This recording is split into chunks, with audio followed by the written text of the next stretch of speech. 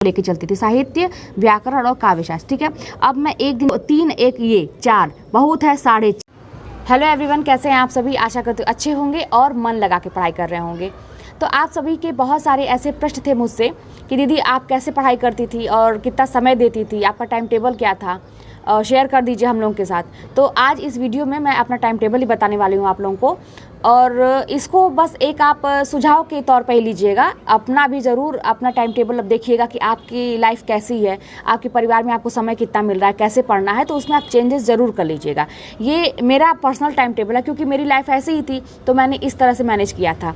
और time table बताने के पहले मैं आपको एक चीज़ ये बता दूँ ना, कि आपको ना कभी भी घंटे देख के नहीं पढ़ने हैं। ये बात तो आप कहीं गांठ बांध लीजिए। अगर आप मेरे हिसाब से चलना चाह रहे हैं तो मैंने ये चीज़ अनुभव किया कि आप घंटे देख के मत पढ़िए, आप टॉपिक डिसाइड करिए। आप टॉपिक देख के पढ़िए कि आपको एक दिन में कौन कौन सा टॉपिक कवर करना है, और उतना जब तक आपका कवर नहीं होगा आप नहीं सोएंगे, आप नहीं छोड़ेंगे चीज़ों को। आपको 24 घंटे के अंदर जितना आपने डिसाइड किया है उतना कवर कर ही लेना है ना। तो ये चीज़ अगर आपके पास रहेगा, ये चीज़ आपके साथ रहेगा, दिमाग में ये चीज़ रहेगा कि घंटे नहीं, मुझे ये टॉपिक तैयार करना है।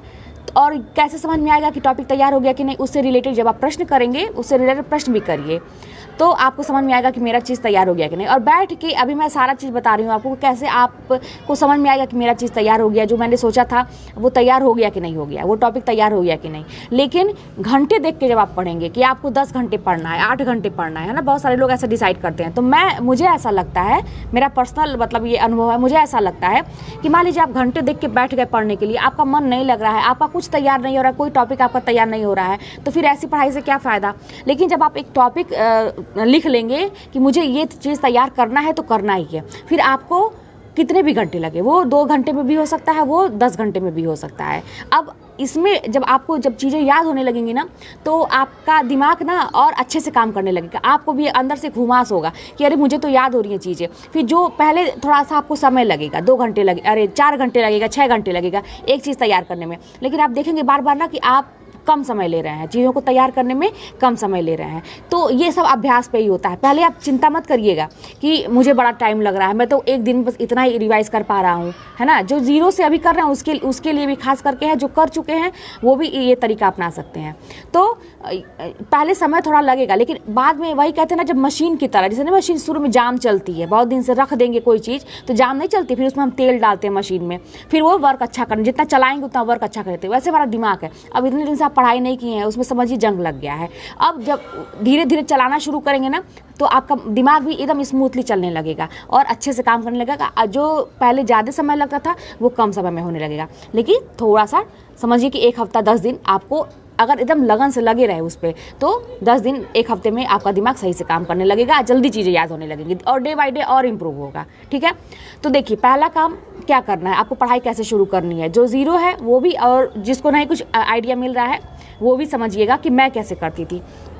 पहली बात, एक दिन पहले सोने से पहले डायरी पे मैं एक डायरी रखी रहती थी, या कोई भी कॉपी हो आपके पास, मैं डायरी रखी रहती थी, तो उसमें मैं लिख लेती थी कि मुझे क्या क्या पढ़ाई करना है, क्या क्या रिवाइज करना है। ठीक है, अब हमारे हिंदी साहित्य में 5 भाग समझिए, एक तरह से देखा जाए तो मेन पार्ट समझिए। एक साहित्य का होता है, व्याकरण समझ लीजिए, काव्य शास्त्र ले लीजिए, और भाषा विज्ञान है, और फिर क्या है, संस्कृत है ना। तो हमको पाँचों पे मतलब 5 कवर करना है, किसी भी चीज़ को छोड़ना नहीं है। कठिन तो इसमें कुछ आसान है, कुछ कठिन है, जिसमें हमारे पकड़ अच्छी है तो वह टॉपिक आसान लगता है, लेकिन हमें सब देखना है, कोई भी चीज़ छोड़ना नहीं है। लेकिन सबसे ज़्यादा मेन मतलब मैं जोर किस पे देती थी, 3 चीज़ पे, एक साहित्य, व्याकरण और काव्य शास्त्र। मतलब ये 3 मतलब एक समझिए कि लीड रोल में थे। और उसके बाद भाषा विज्ञान भी 4थे नंबर पे, और संस्कृत साहित्य को मैं बाद में उठाई थी जब मेरा एग्जाम नज़दीक आने को रहा। बीच में रिवाइज करती रहती थी, ऐसा नहीं था, कुछ टॉपिक लेके उसमें कवि लोग हैं तो मैं करती रहती थी, ऐसा नहीं है कि छोड़ देती थी। लेकिन उसको मतलब मैं मेजर नहीं समझती थी। मेजर ये 3 लेती थी, साहित्य, व्याकरण और भाषा विज्ञान। उसके बाद फिर काव्य शास्त्र, फिर भाषा विज्ञान, और उसके बाद संस्कृत साहित्य। इस तरह से पढ़ती। 3 था मेन, साहित्य, व्याकरण और आपका काव्य शास्त्र। ठीक है, तो आइए मैं आपको लिख के समझाती हूँ। और एक चीज़ मैं और बता दूँ कि मैंने बहुत ही स्ट्रिक्ट टाइम टेबल फॉलो किया था, बहुत ही स्ट्रिक्ट, क्योंकि मैं उस घायल श्रेणी में से थी ना कि जो एकदम घायल अवस्था में थी, उसको जिंदा होना था फिर से, है ना। आप समझ सकते हैं मेरी बात, जो मेरी अवस्था से गुजरा होगा शायद वो समझ सकता है। मैं एकदम घायल श्रेणी जैसे थी, खूंखार एकदम, जैसे अपने ऊपर मुझे कोई कंप्रोमाइज़ नहीं करना था। मैं यही सोचती थी कि मेरे शरीर को कितना भी तकलीफ होगा, मुझे कितनी भी तकलीफ होगी, मुझे फ़र्क नहीं पड़ता, मुझे बस निकालना है एग्ज़ाम तो निकालना है। उस समय एक जुनून सा, एक पागलपन से सवार हो गया था, और इसीलिए ना शायद मैं बहुत कम सोती थी। अभी आप लोग को मैं बताऊंगी तो फिर आप लोग कहेंगे कि ऐसा नहीं हो सकता है, लेकिन ऐसा मैं करती थी। मैं मात्र रात में 3-4 घंटे सोती थी और दिन में स्कूल से आने के बाद आधा घंटा 1 घंटा आराम कर लेती थी। कुल मिला के 4.5 घंटा 5 घंटा, बहुत ज़्यादा से ज़्यादा। इससे ज़्यादा मैं सोई नहीं। इतनी चिंता मुझे रहती थी कि मैं सोने में भी चीज़ों को रिवाइज़ करती रहती थी। और मैंने कुल 10 महीने तैयारी की थी, और पहली बार टीजीटी का फॉर्म भरा था तो पहली बार निकाला था। लेकिन कहा जाए ना कि मैं समझी नहीं क्या दिन है क्या रात है, क्या मुझे नुकसान होगा क्या फ़ायदा होगा, बिना कुछ सोचे करती गई, क्योंकि मेरे पास मुझे ये लगता था कि लास्ट चांस है। बहुत सारी चीज़ें थी, है ना।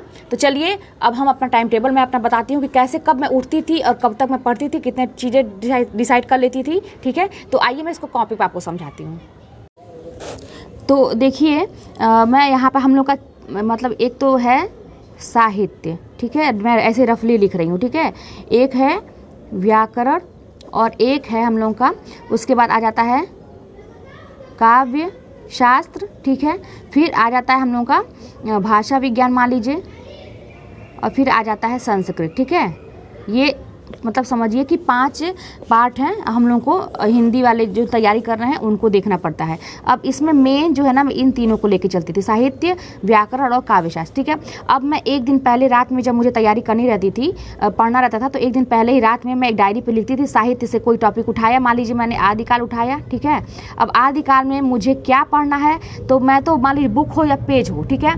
टॉपिक तो छोड़िए, मैं टॉपिक भी कभी कभी लिखती थी, और कभी कभी बुक में पेज जो है ना मैं उसको फोल्ड कर लेती थी, ठीक है। उसको मैं पेज को फोल्ड कर लेती थी। या तो कोई एक टॉपिक लिख लिया इसका, ठीक है, व्याकरण का कोई एक टॉपिक लिख लिया, और कोई एक टॉपिक कोई भी लिख लिया, और मान लीजिए ये काव्य शास्त्र का एक टॉपिक लिख लिया। मैं बहुत मतलब शॉर्ट में बताने की कोशिश कर रही हूँ, इसका कोई एक टॉपिक, ठीक है। अब मान लीजिए मेरे पास इतना पढ़ने को हो गया एक दिन में। उसके अलावा मैं रोज़ टॉपिक वाइज टेस्ट देती थी टेलीग्राम पे। वो मैंने अपनी पुरानी कई वीडियो में मैंने बताया है, आप लोग देख सकते हैं टेलीग्राम पे। तो वहाँ भी एक टॉपिक मिलता था, तो उसके लिए मैं 1.5 से समझिए कि 2 घंटा, मतलब उसके लिए 1.5-2 घंटा मैंने जल्दी से उसको बस मैं रिवाइज करने के लिए रखती थी, ठीक है। एक टॉपिक इसका अलग चलता था, लेकिन ये मेरा पर्सनल रिवीजन था, ठीक है। अब सुबह मुझे स्कूल भी जाना था। आप लोगों को पता है कि मैं प्राइवेट जॉब करती थी, तो मैं सुबह उठती थी 5 बजे, ठीक है। कई बार देखिए मैं कोशिश की जल्दी सोने का, ठीक है, और जल्दी मैं सोची कि 10 बजे सो के 3 बजे उठ के पढूं। मैंने कई बार ट्राई किया, लेकिन मैं सुबह नहीं उठ पाई, मुझसे नहीं हो पाएगा। मैं कितनी भी कोशिश कर, जल्दी सोती थी, 3 बजे उठती थी, मुझे बहुत नींद आती थी, मैं मतलब झपकी खा गिरने लगती थी। तो मैं रात के ज़्यादा टाइम देने लगी, रात में जगने लगी, और सुबह मैं 5 बजे ही उठती थी। उसके बाद रेडी होती थी अपने स्कूल के लिए, ठीक है, रेडी हो जाती थी। लेकिन इसमें मेरा एक टारगेट रहता था सुबह कि मैं एक छोटा टॉपिक, जैसे आत्मकथा है ना, आत्मकथा है, आप लोगों का जीवनी है, ठीक है, जीवनी मान लीजिए, और ये आप लोगों का यात्रा है, ठीक है, यात्रा साहित्य। तो और उधर का जितनी भी चीज़ें हैं, रिपोर्टाज, डायरी है, ये सब मतलब छोटे छोटे टॉपिक, एक टॉपिक मुझे सुबह के टाइम में रिवाइज करके ही जाना था, है ना। नहीं हो पाता था तो मैं इसका फ़ोटो खींच लेती थी अपने मोबाइल में, और या तो याद हो जाता तब भी मैं फ़ोटो क्लिक कर लेती थी, जो मैं सुबह पढ़ी हूँ उसको एक बार और की स्कूल जा रही हूँ, जब भी लंच वंच पे मैं खाली बैठी रहूँगी तो एक बार मोबाइल में देख लूँगी तो मेरा रिवीजन हो जाएगा, ठीक है। इतना लगना पड़ता था। ये सुबह का हो गया। स्कूल से मैं समझिए कि 2:30 बजे और या तो 3 बजे, है ना, दूर था मेरा स्कूल, मेरे घर से 14-15 किलोमीटर दूर है, ठीक है। तो बस से आना भी था, बच्चों को छोड़ते छोड़ते आते तो लेट हो जाता था। तो 2:30-3 बजे मैं आती थी। आने के बाद मैं खाना खाती थी और मैं थोड़ा रेस्ट करती थी, समझिए आधा घंटा 1 घंटा मान लीजिए, है ना, 1 घंटा।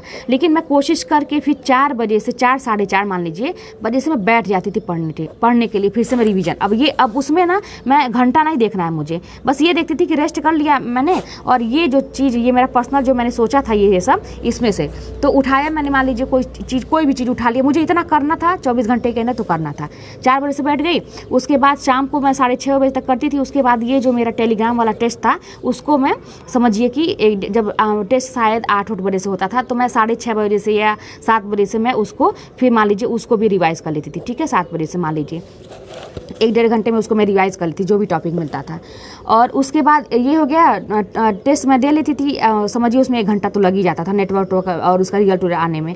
उसके बाद से मैं खाना बनाती थी और सबको कोशिश करती थी, मेरे मतलब पापा मम्मी हम लोग रहते थे, बच्चा है मेरा। उसके बाद हम लोग खा हो के 10:30 मतलब 11 बजे तक मैं फ्री हो जाती थी और बर्तन तो रात में ही धुल लेती, सब काम कर लेती थी। मैं कोशिश करती थी और जल्दी हो जाए, लेकिन तभी 10:30 तो हो ही जाता था, 11, ठीक है। उसके बाद मैं बैठती थी, अब मान लीजिए 11 ही मान लीजिए, तो 11 बजे से लेके 2 बजे तक। अब 2 बजे वाला ये मैटर बहुत लोगों को हजम नहीं होता, लोगों को लगता है कि दीदी झूठ कह रही हैं, लेकिन मुझे मतलब एक भी दिन ऐसा नहीं हुआ होगा कि मैं 2 बजे पहले सोई हूँ, है ना। कभी तबीयत खराब हुआ होगा तभी 1 बजा होगा, लेकिन इसके जब 12 बजता था तो मुझे ऐसा लगता था कि इसे शाम हुई है, ऐसा मुझे लगता था 12 बजे, क्योंकि वही काम वाम करके 11 बजे मैं आती ही थी। तो 2 बजे तक मुझे पढ़ना ही था और 5 बजे उठना ही था। अब आप लोग फिर ऑब्जेक्शन ये होगा कि 3 घंटे बस आप सोती थी, तो भैया 3 घंटे ये हो गया। और जब स्कूल से मैं आती थी उसके बीच में मैं वही बताई हूँ आधा 1 घंटा, मान लीजिए 1 घंटा, ठीक है। वो तो 3 1 ये 4 बहुत है, 4.5 ये बीच का ले लीजिए, ये भी मान लीजिए बीच में कभी मैंने ज़्यादा सो लिया तो बहुत है, तो 4 या 4.5 घंटा से ज़्यादा मैंने कभी नहीं सोया, ठीक है। कभी भी मान लीजिए कभी छुट्टी है तो बीच में और रेस्ट कर लिया, तो 4.5 या 5 घंटा बहुत ज़्यादा से ज़्यादा मैं मान सकती हूँ। लेकिन 3 घंटा रात में मेरा होता था, ठीक है। 2 बजे तो मेरे साथ 5 बजे उठना ही उठना था, क्योंकि सुबह जाना था। और ये स्कूल से आने के बाद 1 घंटा का ये या 1.5 घंटा का ये जो मैं नींद ले लूँ, तो 4-4.5 घंटा से ज़्यादा मैं कभी नहीं सोई, ठीक है। मुझे उस समय जुनून सवार था, अब आप इसको पागलपन ही कहेंगे, है ना। मैं पढ़ती थी और फिर 2 बजे मतलब इतना मैं 2 बजे तक अच्छे से अपना टॉपिक रिवाइज़ कर लेती थी। अगर ये जल्दी हो जाता था, अगर इतना टॉपिक जल्दी हो जाता था तो मैं कुछ उसमें और एक्स्ट्रा पढ़ लेती थी, उसमें एक्स्ट्रा जो है ना, एक्स्ट्रा मैं ऐड कर लेती थी। अब इतनी खुशी होती थी ना ये सब जब एक्स्ट्रा मैं पढ़ लेती थी किसी दिन, कि अरे यार जो मैंने सोचा था वो तो मैं पढ़ी ही, उसके अलावा एक्स्ट्रा भी मैंने पढ़ लिया। तो इतना स्ट्रिक्ट टाइम टेबल था। और सुनिए, ये तो तब का था जब मैं स्कूल जाती थी। कभी कभी स्कूल में छुट्टी हो जाती थी, 1 दिन की 2 दिन की, या संडे आता था, या कभी बीच में कोई त्यौहार पड़ गया, तब तो समझिए कि मैं इतना सोच लेती थी कि इतना 2 दिन के अंदर तो मतलब दुगुना तिगुना मैं मतलब रिवाइज कर लूँगी, है ना। और रही काम की बात, आप लोग फिर पूछेंगे काम कौन करता था, तो मैं काम को मैं ही करती थी, लेकिन मैं मैनेज करती थी, जो बहुत ज़रूरी होता था वही काम करती थी। अब मैंने त्याग क्या क्या किया है ना, काम कैसे मैं कम करती थी। जैसे अपने ऊपर मैं जैसे ये सोचती कितना जल्दी साड़ी हम लोग स्कूल पहन के जाते थे, तो मैं 2-3-4 साड़ी निकाली थी, और वो ऐसी साड़ी थी, जॉर्जेट की साड़ी थी, शिफॉन की साड़ी थी, जिसमें बहुत ज़्यादा ऐसा कि प्रेस ना करना पड़े, धो के डाला और जल्दी से फटाक से पहन के चली गई। लंच वंच में भी आप मैं लोग को क्या बताऊँ, ठंडी के दिनों में मैं रात की सब्जी रख ली रहती थी। और ये कि जैसे बेटे का उस समय मान लीजिए कभी कभी नहीं जाना रहता था, जो भी है, तो मैं वही लेके चली जाती थी कि सुबह का टाइम बचेगा तो मैं थोड़ा सा और पढ़ लूँगी। बहुत सारी चीज़ें मैंने मैनेज की है ना। ये लगता था कि अभी ये त्याग कर लें, अभी ये कर लें, बाद में तो सब सही हो जाएगा, बाद में तो सब चीज़ करना ही करना है, ठीक है। इस तरह से झाड़ू लगाती थी, तो कभी कभी पोछा रोज़ नहीं कर पाती थी, क्योंकि स्कूल भी जाना रहता था, तो उसको मैं 1 दिन 2 दिन समझिए ऐसे करके इस अपने हिसाब से। और ये था कि खाना जल्दी जाती थी किचन में, ये किचन के लिए टाइम देती थी कि मुझे 1 घंटे 1.5 घंटे के अंदर काम करके निकल ही आना है। मतलब मैनेज करती थी मैं। कोई मेहमान, अच्छा मेहमान उस दिन वाला मैं वीडियो बनाई थी, तो बहुत सारे लोगों का कमेंट है मेहमान को चाय पानी कौन देता था।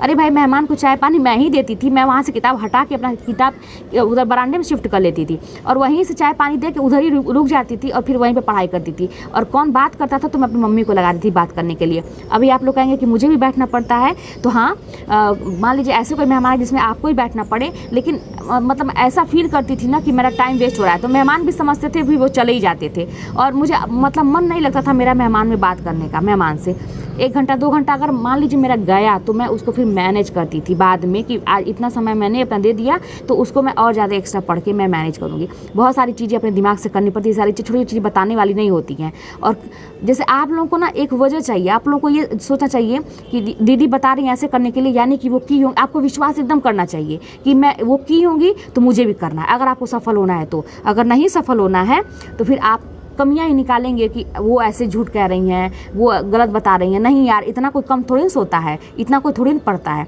तो फिर भाई आप सो के और कम पढ़ के भी देख लीजिए क्या होता है ना। मैंने तो ऐसे ही किया है। तो चलिए, अब वीडियो ज़्यादा लंबा हो जाएगा, तो मिलते हैं नेक्स्ट वीडियो में, ठीक है। फिर आगे मैं आप लोगों को और भी बहुत सारी चीज़ें बताऊँगी जो आपको याद नहीं होती है ना, और आप लोग कह रहे थे बहुत सारी चीज़ें हैं, मैं बताऊँगी। मिलते हैं नेक्स्ट वीडियो में।